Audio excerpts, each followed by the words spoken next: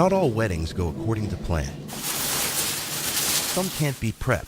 Oh, there's the piano. Great. Or adorned. Yeah, that's adorable. Or even announced in advance. She said it's at 3 o'clock. I said, like today? Like today. Particularly when they happen here.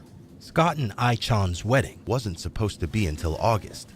But when her dad's condition worsened quickly, they raced to create an aisle. This morning things kind of took a different turn, so we had a family discussion, and so she came out and said, hey, can we do a wedding? And I said, yeah. Because sometimes, when there's no wedding planner, cake decorator, or organist, the nursing staff steps in to do the job. Good job, Brittany. By the power of your love and commitment, you will be husband and wife. Make us each other. Glad I could make it possible for them, especially to see the patient's face when he saw his daughter. Kind of made it worth it, so. Everyone here has just been so helpful. I mean, we have a wedding in a hospital room, but it maybe wasn't ideal, but it was perfect. Anything's possible. I mean, even when things are taking a turn, there's a silver lining, and I want them to be able to remember that.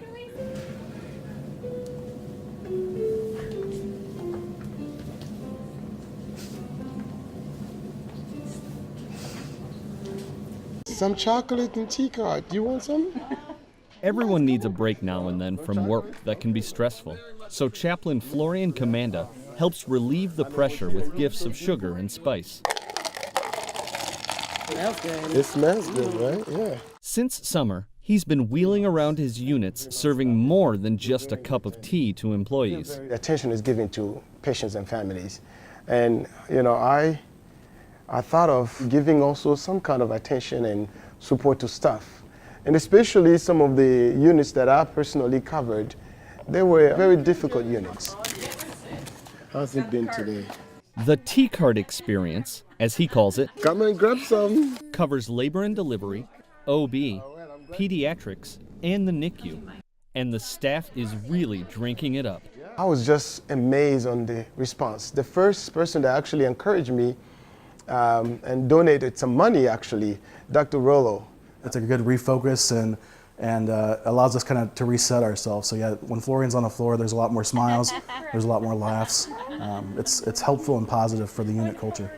He serves us, takes care of us, and it helps to bring a real fun, positive attitude. The tea card is here. Florian's innovative solution is refilling his care teams, pouring out the Carl experience one cup at a time.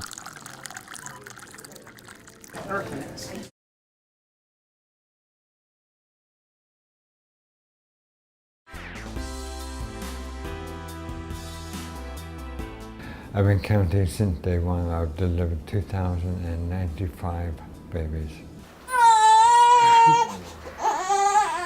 And you get to be part of people's lives. It's such an important time. Having logged thousands of miles in these hospital hallways, Ray Spooner is taking the last steps in his clinical practice and planning for a future where he won't likely be able to walk or even talk.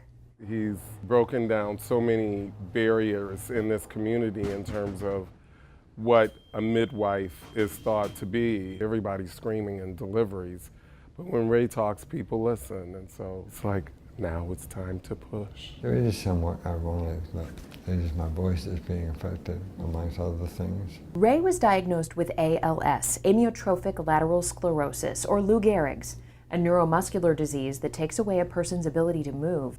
Because of his ALS, he stopped delivering babies and will no longer see patients. He's preparing his family, his home, and himself as the disease progresses. I wasn't going to do it until spring, but the neurologist said, if this is something you really want to do, move it up to this year.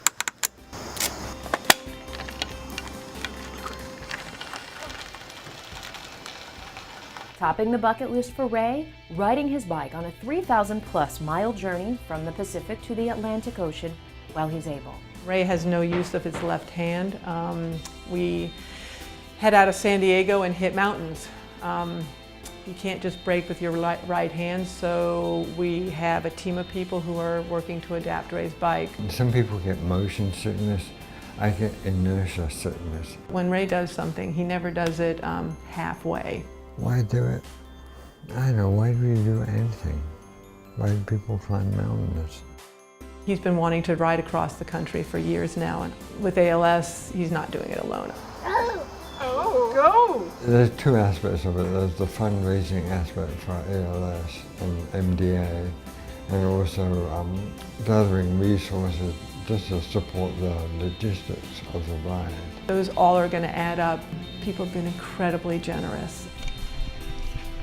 I hope to be there at the finish line, cheering him on. I'm looking forward to going over that finish line, having him dip his front wheel in the Atlantic. I've had that moment play through my head so many times. I would take this over getting hit by a truck any day. I mean, I don't want to say this is a gift, but having that opportunity is a gift.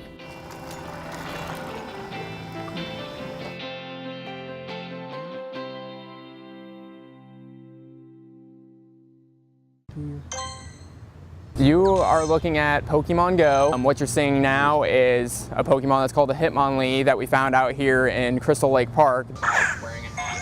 Pokemon Go leapt onto cell phones and tablets everywhere. I just got my first one over here. While some Carl employees use their time off to simply play the hit game, okay. Others found a more practical use. A lot of people in my department do the step challenge. I know some of them are playing the Pokemon game. I'm sure that's probably helping their progress a lot. The idea is simple.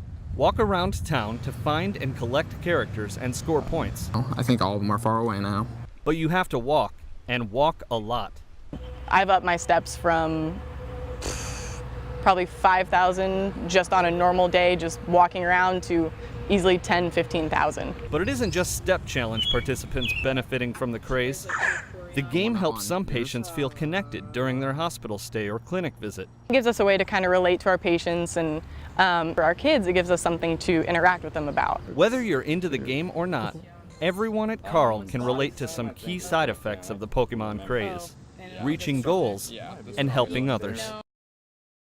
C.J. Bundy might be new in Carl's security department. I've been here a year now. Yesterday was my 1-year mark here at Carl. But the veteran is no stranger when it comes to security. Serving as an MP for 4 years in the Army taught Bundy how to respond to calls and what to consider when he's called to do so. Just think about the call itself and how I'm going to react to whatever the patient's going to do. To protect myself and to protect the hospital and the patient. And protecting others is why Carl has recently added another tool to its detail. We want to make sure that we are providing safety for our patients and staff. And the body cams are just another tool that we believe that will help reduce the violence, reduce workplace violence, and keep our staff and patients safe. Carl is one of the first hospitals in the area to add this layer of security with 15 cameras deployed. Response has been overwhelmingly positive, and Bundy has seen the camera work as a deterrent as well. One of the calls that we went to, the guy saw that we were wearing them, and he was pretty hostile, and he saw that we were wearing them. He saw that the red light was flashing, and he calmed down. But that's not the only benefit of the new technology. It gives officers confidence, you know, when they're responding to a call, you know, that they are able to try to de-escalate that situation, and if, it's going to be recorded. An innovative way to make sure nothing gets missed and safety stays in focus.